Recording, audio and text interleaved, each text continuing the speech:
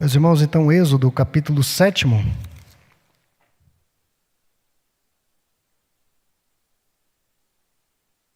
Vamos começar aqui os sinais, pelo que o livro de Êxodo é conhecido, chamados de pragas, ou sinais e maravilhas, que são termos contraditórios.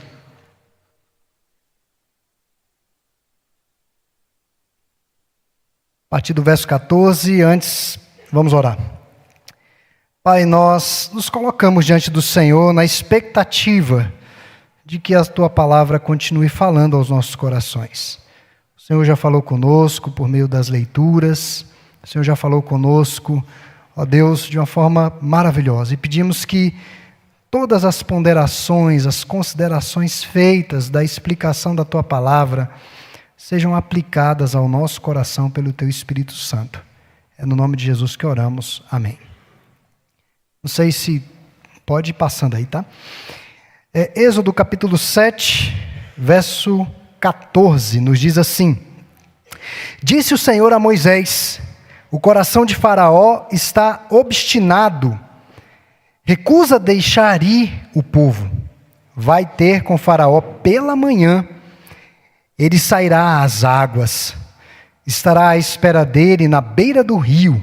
Tomarás na mão o bordão, que se tornou em serpente, e lhe dirás: o Senhor, o Deus dos Hebreus, me enviou a ti para te dizer: deixa ir o meu povo para que me sirva no deserto, e até agora não tens ouvido. Assim diz o Senhor: nisto saberás que eu sou o Senhor. Com este bordão que tenho na mão, ferirei as águas do rio e se tornarão em sangue. Os peixes que estão no rio morrerão, o rio cheirará mal, e os egípcios terão nojo de beber água do rio. Disse mais o Senhor a Moisés: dize a Arão: toma o teu bordão e estende a mão sobre as águas do Egito, sobre os seus rios, e sobre os seus canais, sobre as suas lagoas e sobre todos os seus reservatórios, para que se tornem em sangue. Haja sangue em toda a terra do Egito, tanto nos vasos de madeira como nos de pedra. Fizeram Moisés e Arão como o Senhor lhes havia ordenado. Arão, levantando o bordão, feriu as águas que estavam no rio, à vista de Faraó e seus oficiais, e toda a água do rio se tornou em sangue, de sorte que os peixes que estavam no rio morreram. O rio cheirou mal, e os egípcios não podiam beber a água do rio, e houve sangue por toda a terra do Egito. Porém, os magos do Egito fizeram também o mesmo com as suas ciências ocultas, de maneira que o coração de Faraó se endureceu e não os ouviu, como o Senhor tinha dito. Virou-se Faraó e foi para casa. Nem ainda isso considerou em seu coração. Todos os egípcios cavaram junto ao rio para encontrar água que beber, pois das águas do rio não podiam beber. Assim se passaram 7 dias depois que o Senhor feriu o rio. Pode passar para o próximo aí. O nosso tema é o rio do juízo, rio do juízo do Senhor. Certamente os irmãos lembram que ainda no ano de 2018, se eu não me engano, nós tivemos uma paralisação dos caminhoneiros a nível nacional. Durou poucos dias. E eu me recordo do desespero de algumas pessoas em irem ao mercado para comprar papel higiênico, que a gente não entende para que tanto papel higiênico. Era estoque de papel higiênico. Chegou até a faltar. Então as pessoas se desesperaram, foram ao supermercado, compraram o que puderam, estocaram, filas nos postos de combustíveis, porque os caminhoneiros vão parar, o país vai parar. E houve, por alguns dias, um certo alarme em todo o Brasil. E de fato eles paralisaram por alguns dias e isso trouxe muitos transtornos. O fato é que uma economia equilibrada é o sangue vital de um estado, de um país. Uma economia equilibrada é sangue, é vida para um estado, é qualidade de vida. Regimes que empobrecem o povo sem perceber é como que se colocasse-nos numa panela, um sapo, na panela que vai se aquecendo. Você vai se acostumando e você nem percebeu que virou miserável, que está comendo asas de frango ou ossos ou coisas dessa natureza. Mas a economia é vida para um estado. Esse momento aqui que nós lemos na narrativa bíblica nos insere em como os egípcios sofreram quando o seu rio Nilo se transformou em sangue. O Nilo significava tudo para eles, tudo. O Nilo era meio de transporte, como muitos rios no norte do país. Eles são meios de transporte, tem embarcações, tem lugares no Amazonas que você só chega de barco. Você tem que passar por rios, e rios às vezes perigosos. O rio Nilo era um meio de transporte, era uma fonte de alimentos, porque o texto bíblico faz questão de dizer que os peixes morreriam. E nós sabemos muito bem que peixe é fonte de sustento e de alimento. O rio também era um objeto de adoração. Então, o rio Nilo era como que o coração do Egito. Quando Brasília foi construída, por ser uma região de cerrado, deserta, eles tiveram a brilhante ideia, e é brilhante mesmo, de fazer o Lago Paranoá, para trazer mais umidade nessa parte central do Brasil, onde é hoje a capital. O rio Nilo também trazia frescor.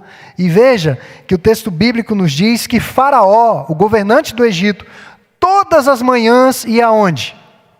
No Nilo. Antes de iniciar suas atividades administrativas, ele ia ao rio Nilo. E daí eu quero caminhar ao longo da narrativa, partindo aqui do verso 14, o primeiro sinal e maravilha que aparece aqui nessa descrição de 10. A Bíblia se refere a essas pragas em alguns momentos como sinais e maravilhas. A palavra praga deriva da palavra latina plaga, que significa um golpe ou uma ferida. Não é golpe como os canhoteiros falam, tá? Não tem nada a ver com isso. Um golpe ou uma ferida. As pragas foram isso para o Egito. Quando realizou os milagres ao longo do Nilo, Deus desferiu golpes poderosos, não apenas contra os opressores do Egito, mas também contra os seus deuses. Havia cerca de 80 deidades no Egito, reunidas em 3 forças naturais. Nós temos o Nilo, que é a primeira a ser atingida, nós temos a terra e o céu. Os irmãos vão ver que as pragas vão trabalhar nisso. Água, terra e céu. As deidades naturais, aliás, essas 80 deidades estavam firmadas nessas 3 forças naturais. E veja que o texto bíblico que nós lemos faz questão de ressaltar que Deus mantinha a sua decisão. Faraó deveria deixar o povo de Deus ir. Essa era a decisão resoluta do Senhor. Essa foi a missão dada por Deus a Moisés, razão pela qual Moisés saiu de tão longe para ir ao Egito e está onde ele estava. Moisés e Arão, confirmada por meio dos anciãos, e também foi o elemento, o tema central das primeiras conversas ou contatos de Moisés com Faraó. Deixa o meu povo ir. Não impeça o meu povo de ir. O fato é que Deus não mudou de ideia. Deus não muda de ideia em relação aos seus planos. A maneira como Deus lidou com Faraó evidencia, irmãos, que as exigências de Deus são inegociáveis. O que Deus exige, O que Deus estabelece como mandamento é inegociável. Não tem como relativizar as ordens do Senhor. Deus ainda em nossos dias, exige que pecadores se arrependam de seus pecados e creiam em Jesus. Não é crer na igreja, não é crer na denominação, não é crer meramente na doutrina, mas é crer em Jesus, Jesus Cristo. É a partir daí que tudo começa. É a partir daí que a doutrina ganha significado, importância, tornar-se membro da igreja ganha importância, mas do crer em Jesus, arrepender-se dos seus pecados. Deus exigiu que Faraó libertasse o seu povo para o servir. O fato é que os hebreus não foram feitos para servir a Faraó. Eles foram criados e feitos para servir ao seu Deus. E essa é uma das temáticas do livro de Êxodo, a adoração ao Deus dos hebreus, ao Deus eu sou, o grande eu sou. O propósito da existência do povo de Deus é dar glória ao nome do Senhor. Por isso que nós falamos sem medo de errar mesmo, que o culto, o momento de adoração é o momento mais importante da vida de um crente.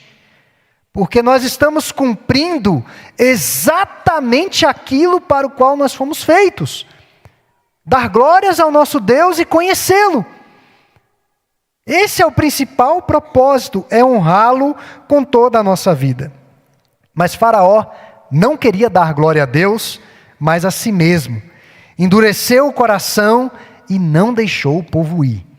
E foi justamente essa obstinação do coração de Faraó que trouxe essas pragas, esses golpes, essa ferida ou essas feridas ao Egito.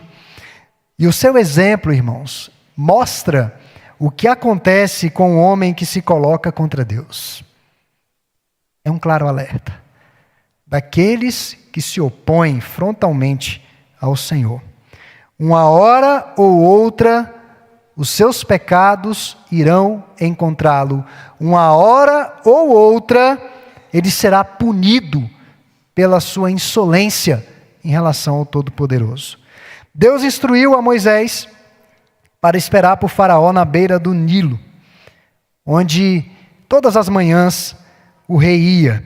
E foi justamente às margens do Nilo que Moisés confrontou a Faraó, como está nos versos 17 e 18. E nas mãos de Moisés estava o bordão de Deus, recebeu já esse nome ao longo da narrativa, símbolo da autoridade divina. Deixou claro que estava falando em nome de Deus. Verso 17, nisto saberás que eu sou o Senhor. E mais uma das finalidades desse livro, demonstrar o senhorio do Deus dos hebreus. Deus provou que era o Senhor dos israelitas ao libertá-los do jugo egípcio, e Deus provou que era Senhor do Egito ao colocar juízo sobre o Egito. Deus é Senhor. É Senhor do seu povo e é Senhor dos ímpios também. Tem uma maneira de tratar o seu povo e tem uma maneira de tratar os ímpios. E nós vemos a narrativa avançando, que grande aflição sobrevém ao Egito. Ao desobedecer à exigência de Deus, Faraó imergiu o Egito em grande sofrimento. Monarcas que zombam de Deus, governantes que não consideram Deus, que desprezam a Deus, eles trazem não apenas sobre si, mas sobre o povo que governam, juízo de Deus. Por isso que a igreja está no mundo.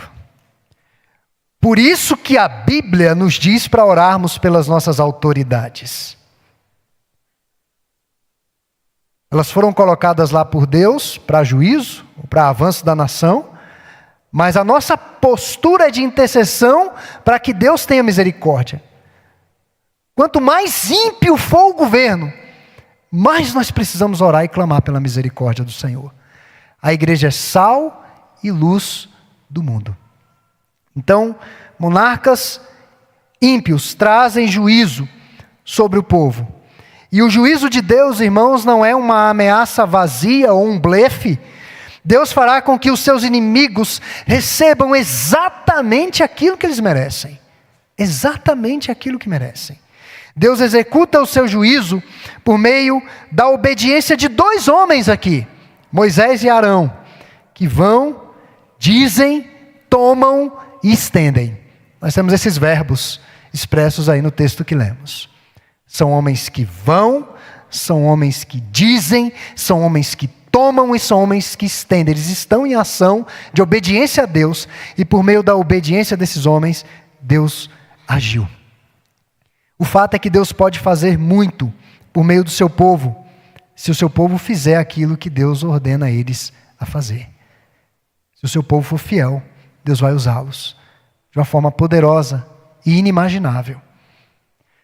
Se nós obedecermos ao Senhor, nós não vamos entender e vamos chegar ao final de certas situações, certas bênçãos e dizer, não fui eu mesmo. Foi o poder de Deus através de mim. Mas eu obedeci a Deus. Lembram de Abraão?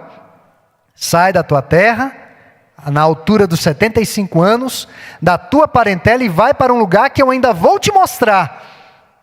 Você nem sabe para onde vai, sai. E o que Abraão fez? Saiu e obedeceu. E de Abraão veio a igreja, veio o povo de Deus. Abraão nunca imaginaria isso. Ou nunca imaginou. E o que eu acho interessante nas Escrituras, quando Jesus conta a parábola do rico e do pobre, aonde que os eleitos ficam esperando a consumação dos tempos? No seio de quem? De Abraão. Onde nasce a igreja. Como que se Abraão tivesse testemunhando a promessa do Senhor se cumprindo à medida que nós vamos chegando lá do outro lado da eternidade. Ele vai vendo a extensão disso. O povo de Deus precisa obedecer. Então, foi o poder de Deus que transformou o Nilo em rio de morte. Não foi o bordão nem de Moisés nem de Arão. Havia 2 bordões. Os irmãos perceberam, né? 2 bordões. Não foi o bordão nem de Arão e nem de Moisés. Foi o poder de Deus por meio daquele bordão. O que era o bordão? O bordão era um instrumento de pastoreio, de ovelhas, de gado. Então não tinha nada demais no bordão. Era o que eles tinham nas mãos. Use o que você tem nas suas mãos para cumprir os propósitos do Senhor. Matou peixes, causou mau cheiro. Nós sabemos que peixe é um tipo de proteína complicada de se lidar, né? Isso aí eu nem preciso detalhar muito.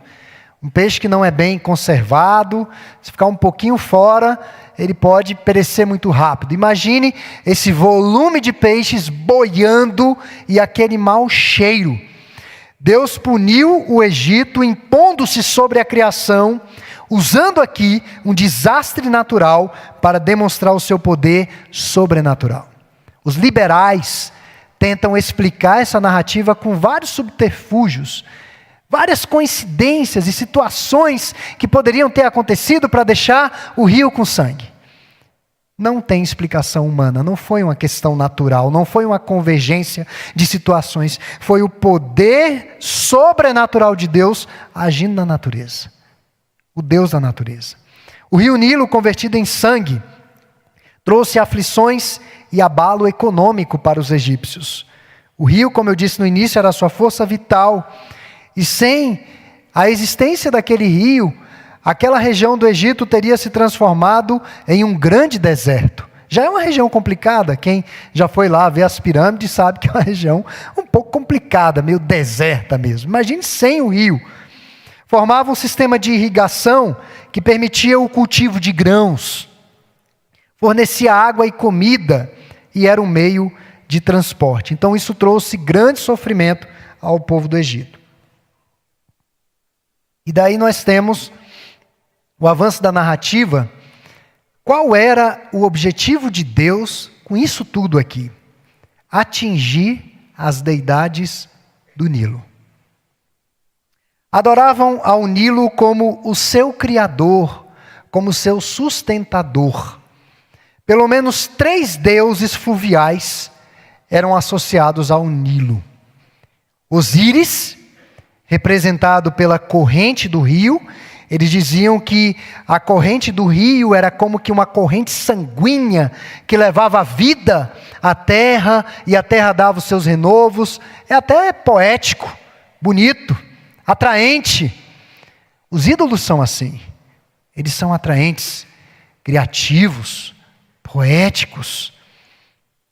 Havia o deus Nu, que não era mineiro, tá? Nada disso. Mas era o deus da vida do rio. Nu era aquele que dava vida aos seres aquáticos, aos peixes. Olha como Deus afeta tudo. Aquele rio que era a vida e o sangue representa a vida, o rio vira o quê? Sangue, literalmente. O Nu que dava vida aos peixes, tudo boiando.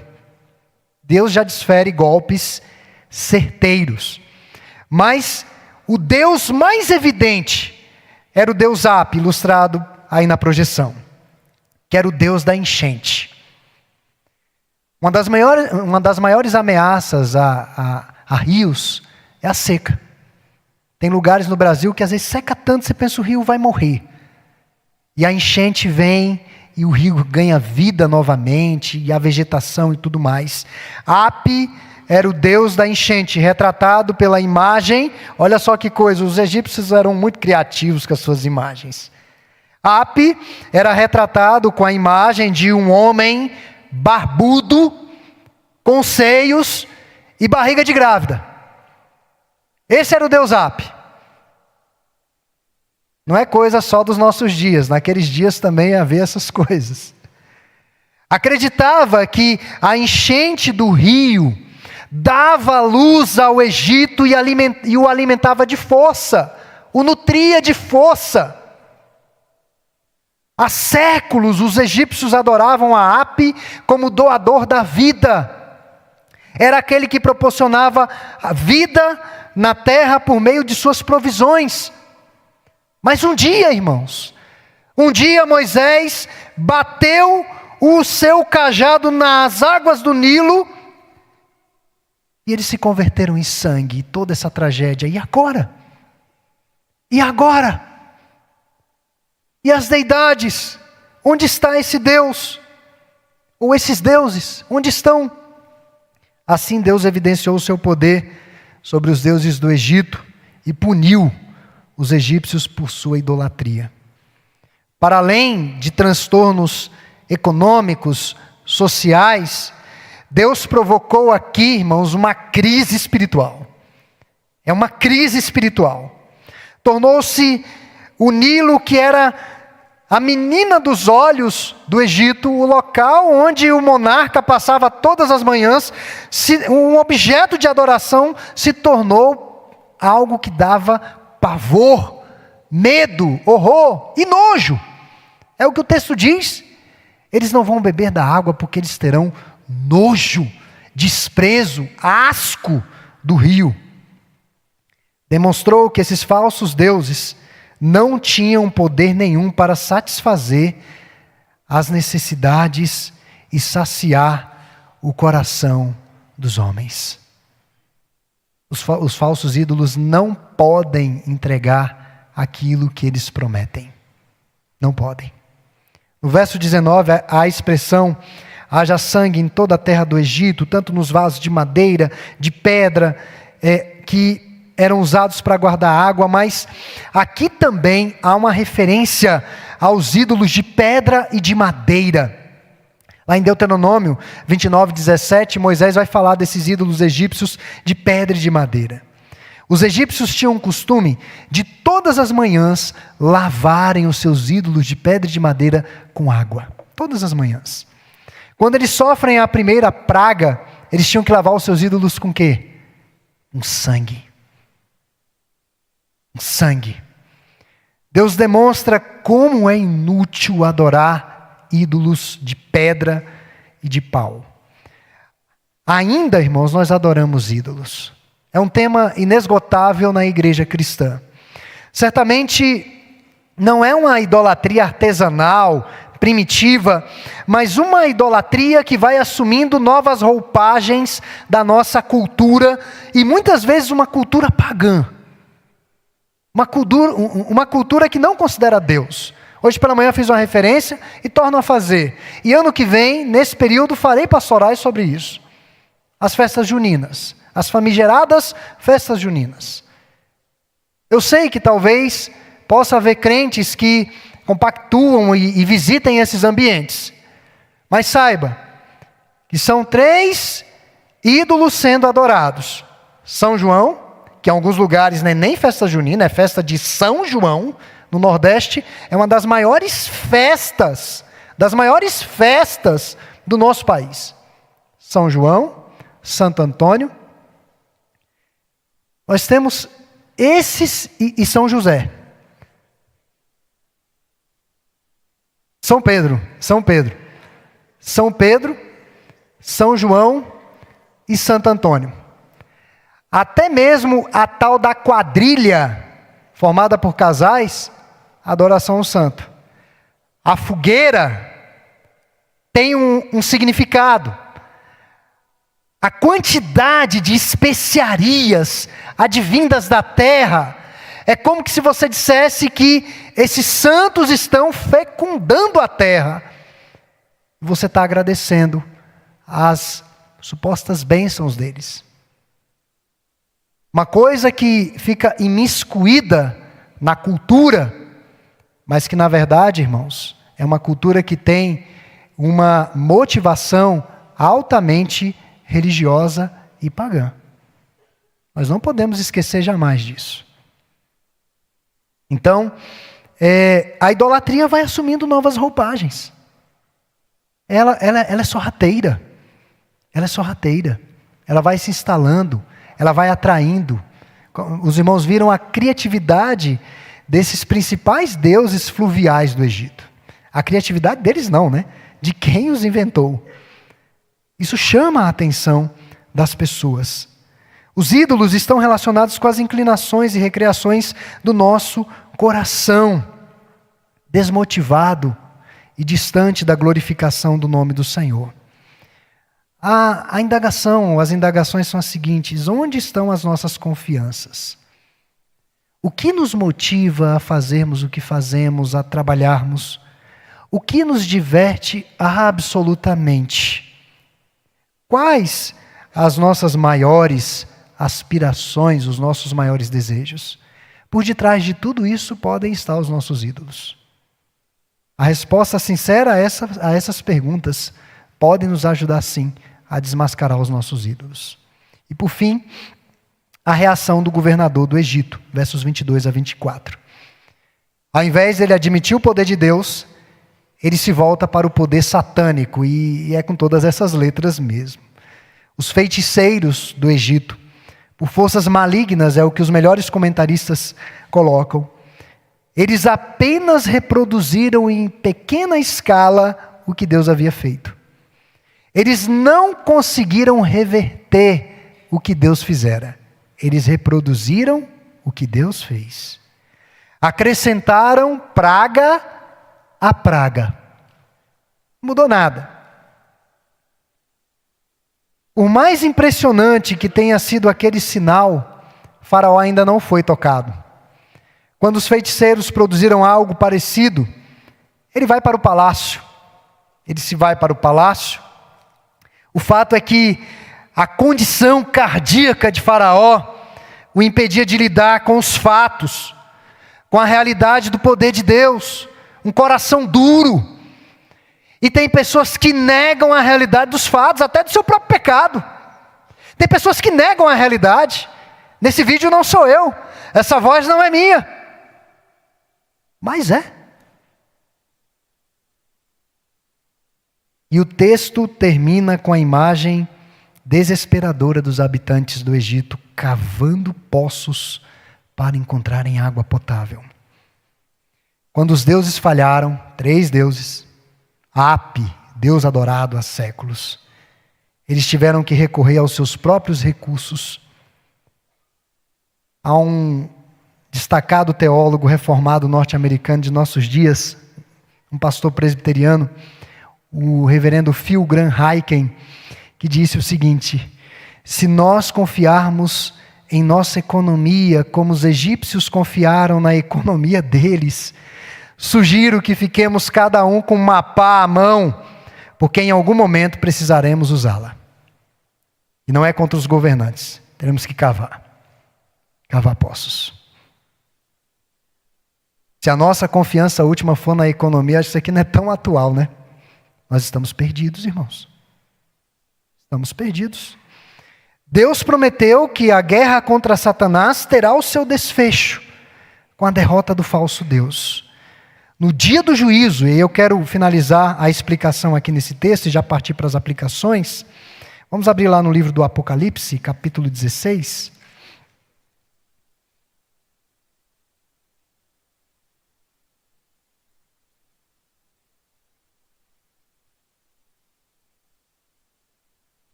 Apocalipse capítulo 16, versos 3 adiante. Eu vou fazer aqui a leitura, que diz assim: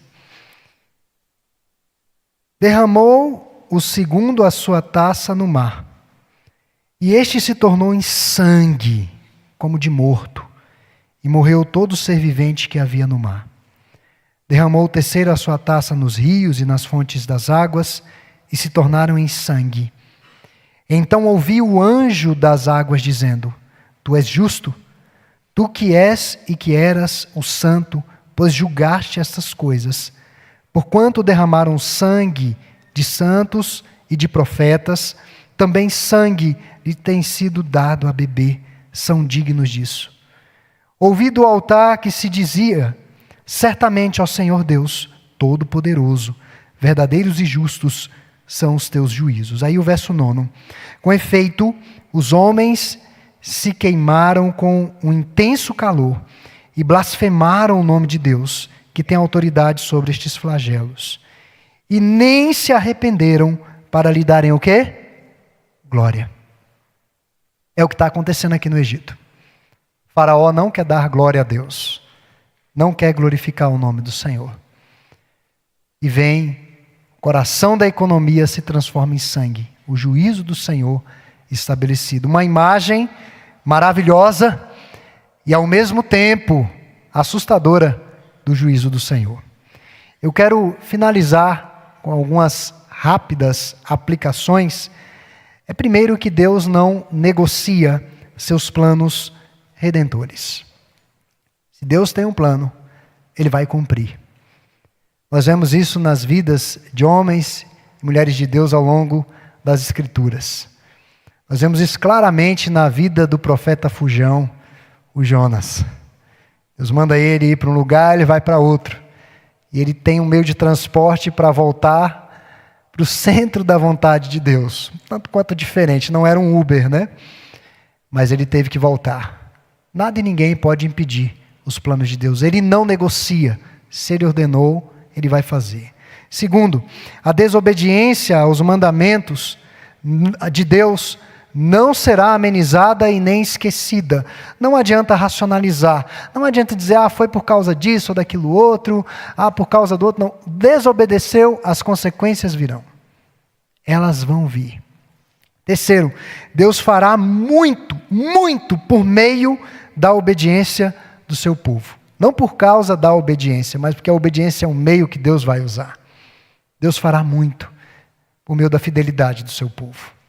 Então nós precisamos realmente ser fiéis. Quarto, os ídolos se tornarão objeto de horror e jamais entregarão o que prometem. Guarde isso no seu coração. Por mais paradisíaco que seja um ídolo, por mais promessas maravilhosas que ele lhe forneça, ele não vai te entregar aquilo que ele está prometendo. Eles não têm esse poder. Só Deus. Deus triunfa sobre os ídolos. E por fim, Deus pode sim enviar tribulações e abalo das nossas seguranças para desmascarar os ídolos do nosso coração.